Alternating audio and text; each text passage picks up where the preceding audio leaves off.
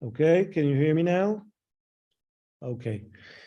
Hello, everybody. Thank you for joining us. It's a pleasure to be with you this calm evening. There's no noise of protesters, sirens, or any other means outside my house in Tel Aviv. So it's a relatively calm evening in Israel, following a very stormy few weeks, as I'm sure you're all aware. Our survey this year comes right at the end of, or maybe not the end, the end of the beginning of current crisis in Israel, social, political crisis in Israel, and the echoes of this crisis will be seen throughout the data that we are going to present today. Our data is not meant to depress anyone. It is in many ways a path for us to show a positive and constructive way forward. We are going to show some data that could be seen as disturbing, but I think that we also present a lot of data that we can interpret as encouraging and as helpful as we strive to think about the next steps ahead for Israel. Israel is clearly going through some process of self-examination. There are things that need to be sorted out in the next few weeks or few months. And hopefully some of the data that we will show today is going to be helpful with that process. I'll take you to a variety of slides. I'll try to interpret them as best as I can, and we have a wonderful panelist that will later comment on some of the data. So let me begin with a survey we concluded just yesterday. My colleagues in crime in working on this project are Noach Slepkov, who just spoke before me, and Professor Camille Fuchs. Professor Fuchs of Tel Aviv University just yesterday completed another survey that JPPI initiated to look at some of the things that people say and believe amid the current crisis. And this is one nugget of information that I chose to show at the outset by way of explaining how Israel is divided between people who have a different set of readings of Israeli realities. What we see here, we just connected two dots that have no real connection, but they show you how on one pole of the Israeli public, people feel that the group and the leaders who have too much power in Israel are the heads of Haredi parties, the ultra-Orthodox parties. So this is the so-called liberal part or secular part of Israel. In these quarters, we see people who are much afraid of the great power of the leaders of the Haredi society. On the other pole of Israel, we see the people who say, no, the leaders who have too much power are justices of the Supreme Court. These are the people who project too much power, who need to be somewhat weakened. These are the people from which we are afraid. And you see these two points of reference. Who has too much power? One side of Israel say the ultra-Orthodox, the other side says the Supreme Court. These two camps clashed in the last couple of weeks, and with the result that we see today all over Israel. How severe is the crisis that we see in Israel today? I think this is one of the disturbing data points that we are showing today. When we ask Israelis if they believe or to describe the current crisis from a list of possibilities. As you can see here, overall, there are about 70% of Israelis who say it's either the worst in Israel's history or one of the worst in Israel's history. We offer them points of reference when we ask them the question about the severity of the crisis. It was not a standalone question. We asked about the Yom Kippur War. We asked about the Yitzhak Rabin assassination. We asked about disengagement from Gaza. We asked about 6 or 7 events that were all highly volatile in Israel's history, and yet many people said what we see today is the worst crisis in Israel's history. When we asked Israelis to tell us how the current crisis, what impact the current crisis has on them, what we discovered is quite interesting. For about a third of Israelis, they say it makes them feel despair of Israel's future, and many say it makes them more combative in their desire to fight for the character or for the future of Israel. And a few people said it was making them more optimistic, or maybe it makes them indifferent to what's happening in Israel. But when we look at specific groups, and especially at those who oppose the judicial reform, the legal reform, that's a camp of about a little more than half of all Israelis. When we look at the specific numbers for them, we see an even divide between the camp, 46% of people who say that this crisis or these recent events make them feel despair for Israel's future. And we find an almost exact same share of people within the group, 43% plus the 2% of people who say that they are more optimistic. So it's 46 versus 45%. One group says it makes me despair.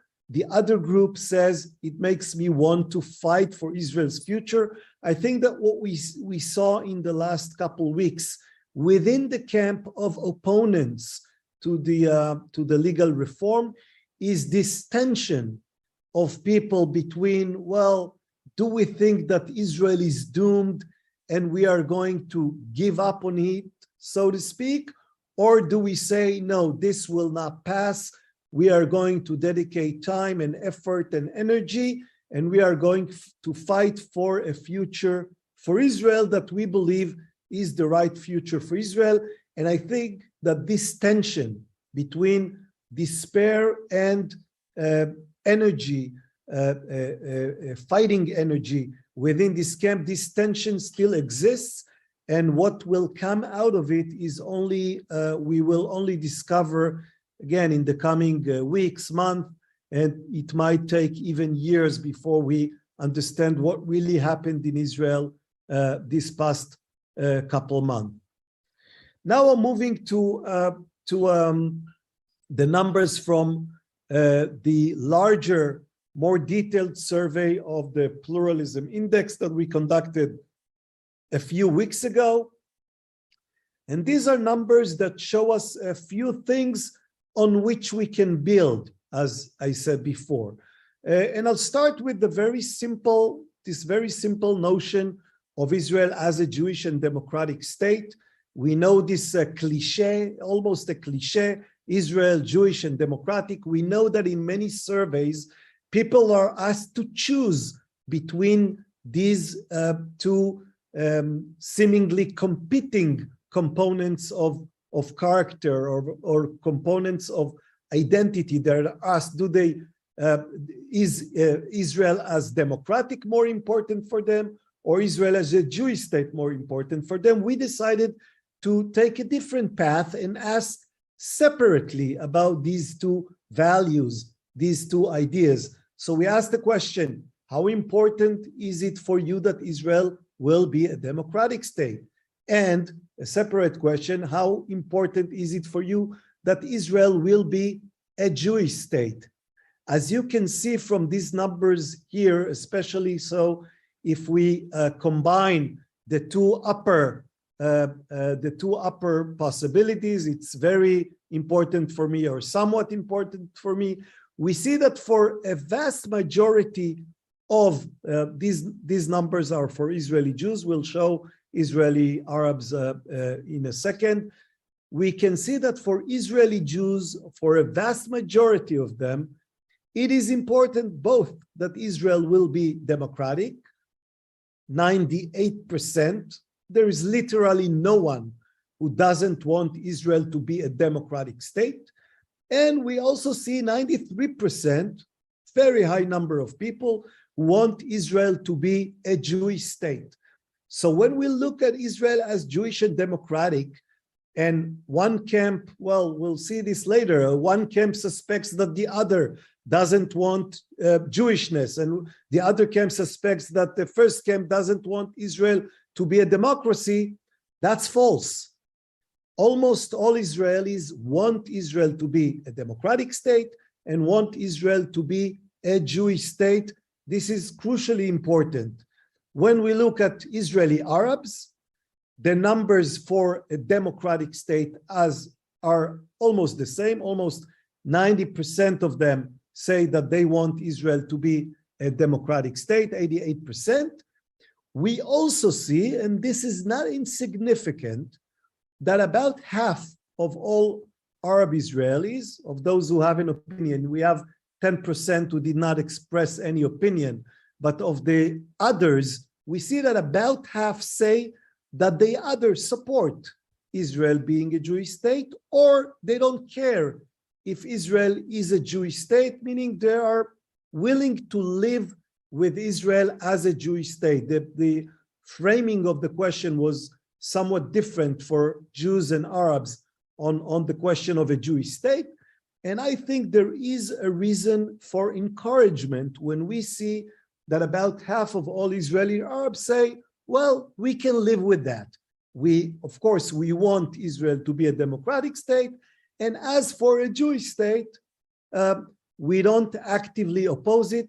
Again, that's true for about half of them. The other half, as you can see, there's 14% who say they prefer that Israel will not be a Jewish state, and 32%, about a third, who say they object to Israel as a Jewish state.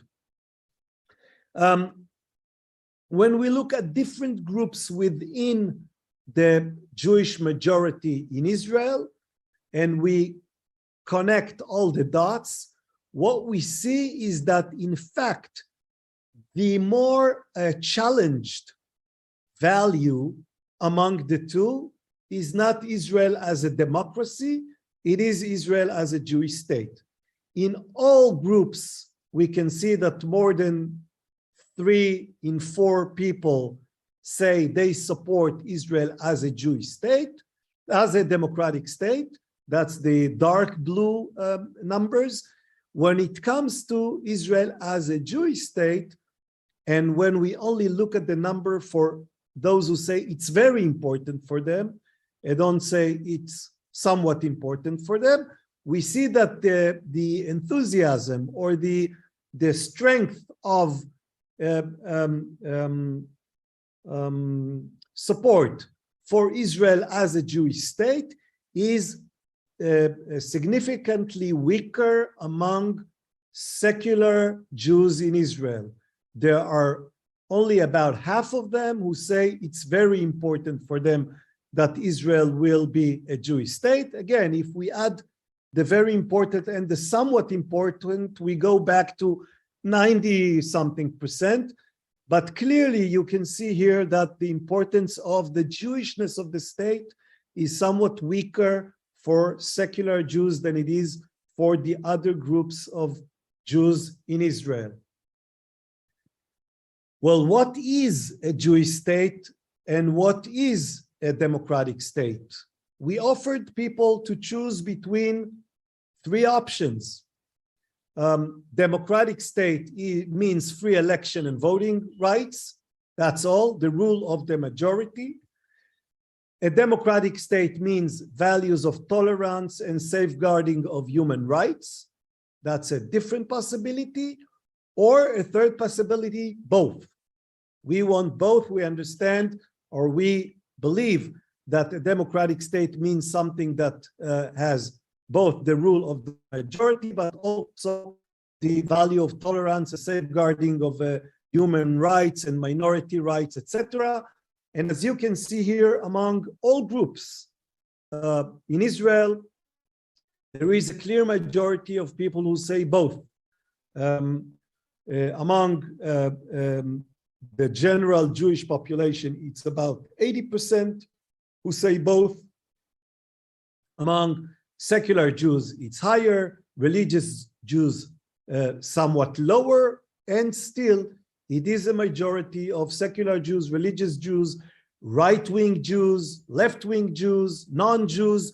In all groups, we see a preference for the combination of both the rule of the majority and human rights, minority rights. Again, I think this is an encouraging finding. When we asked about the meaning of a Jewish state, what do you mean when you say you wish for a Jewish state? The answer is a Jewish state is a state of the Jewish people, the Jewish nation, Medinat Le'om, a people of the Jewish nation. It's not a religious state. And it's interesting to see that both Jews and Arabs have the same interpretation of the meaning of a Jewish state. They both understand the meaning of a Jewish state as a state of a people, of a nation, and not as a state of a religion. Still, we have one group among Jews in which there is not a majority, but a plurality of people who see the religiosity as the main component of a Jewish state and not the nationality or the peoplehood component. That's the ultra-Orthodox group. Among Haredi Jews, the meaning of a Jewish state is more on the, puts more emphasis on the religious component, not the national component.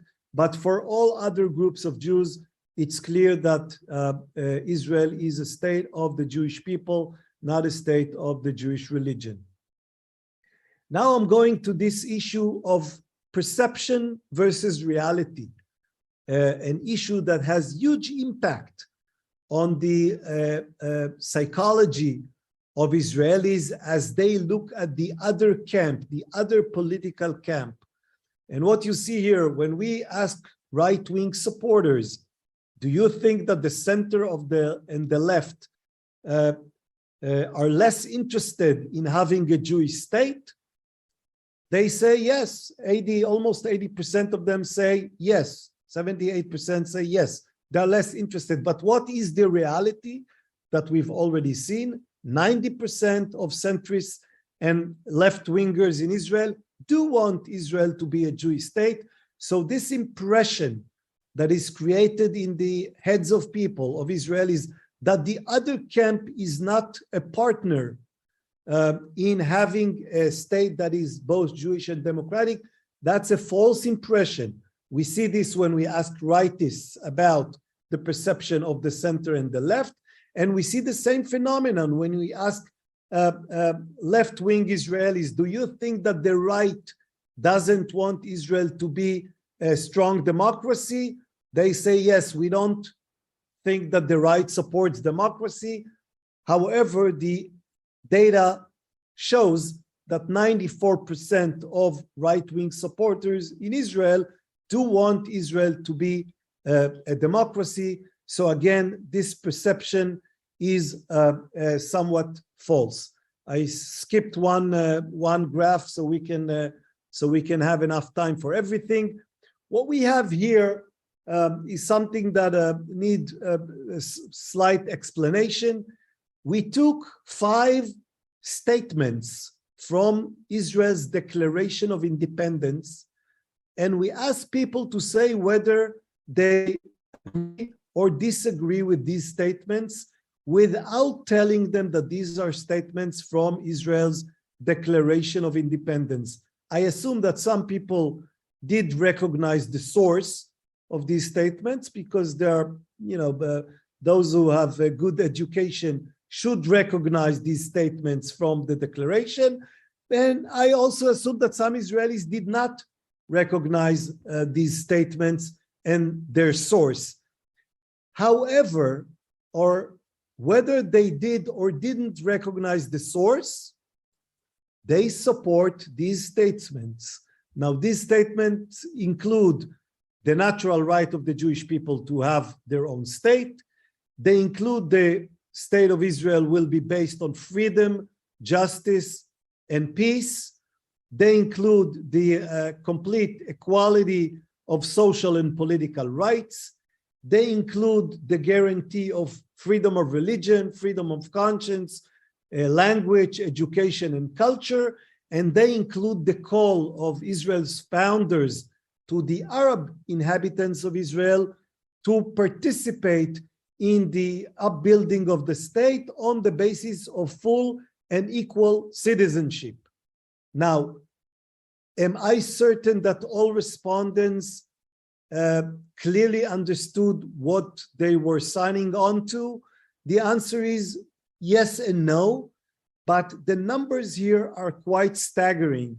Again, you see 90% and up of Jewish Israelis supportive of all 5 statements from the Declaration of Independence. When we look at the specific 3 statements that are somewhat more, quote unquote, controversial, those who deal with equality for all people, equality for all viewpoints, etc., we do see that there is a difference between groups in Israel, very strong support on the left, and center, still very strong support on the center right, and somewhat less support on the right wing for 2 of these statements, the one that ensures complete equality of social and political rights, and the appeal to the Arab inhabitants. So there are differences that we must acknowledge between different groups in Israel on these issues. However, when we think about the Declaration of Independence as a starting point for negotiation or for recalibration of Israel's identity and character, I think we have a very good basis to start with the Declaration of Independence that has vast support among Israelis. Just a few more. Religious coercion versus secular coercion. As you can see here, again, we see the flip vision or the opposing readings of reality in Israel, when the more traditional camp feels that it is being coerced by a secular majority, secular coercion, while the other half of Israel, the more secular, less traditional half, believes that it is being coerced by an aggressive religious minority. These 2 competing viewpoints, again, someone who participated earlier in our Hebrew presentation remarked, I think wisely, that every side is somewhat blind to the view of the other side. For secular Israelis, secular coercion is something that they don't even see. For ultra-Orthodox Israelis, the religious coercion is something that they don't see. It's part of their regular, everyday life. So both parties feel coerced without acknowledging that the other side feel a similar coercion by their own camp. Do Jews and Arabs share a common future? This is a comparison between the findings from last year and this year. We don't see a dramatic change. We see a slight increase in the belief of Jews that we share a common future, and a slight decrease in the belief of non-Jews that we share such future. When we ask every year about the contribution of different groups to the well-being and the success of Israel, we see that the trend from 2016 until today is a slight but continuous increase in the appreciation of Israelis, Jewish Israelis, to the contribution of Arab Israelis.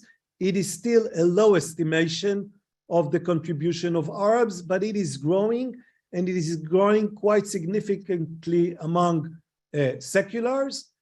And when we look at similar findings concerning the contribution of ultra-Orthodox, in this case, yeshiva students, to the success of Israel, we see the reverse trend, a slight but continuous decline in the appreciation of Israelis to their contribution to the well-being and success of the state.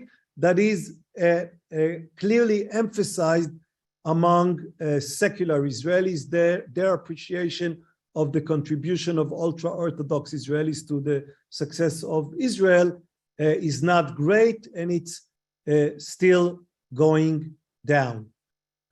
Last number, again, the trend from 2016 until today, we see that in recent years, the way Israelis feel, or the level of comfortability they have in living in Israel as themselves, is somewhat declining. We saw the findings were quite positive from 2016 to around 2020 or 2021, and in the last 3 years we see a decline in the sense of Israelis, that is, that they can feel comfortably in their own skin as part of a larger, pluralistic and tolerant Israeli society.